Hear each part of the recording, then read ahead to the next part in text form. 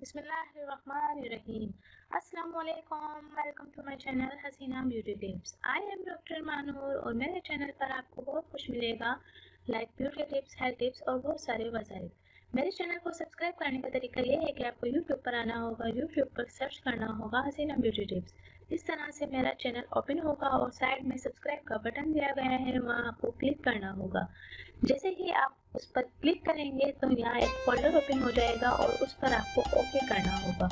Okay पर click करेंगे तो यहाँ बेल आइकन्स बना हुआ आएगा और बेल आइकन्स पर क्लिक करेंगे तो एक और फोल्डर ओपन हो जाएगा और उस पर आपको ऑल लिखकर सेव करना होगा। इस तरह से मेरी हर वीडियो का नोटिफिकेशन आपको शुरू में ही मिल जाएगा और मेरी हर न्यू वीडियो आपको देखने को मिल जाएंगी। तो नाज़रीन, चलते हैं आज के टॉपिक की तरफ। आज का जो मेरा टॉपिक है वो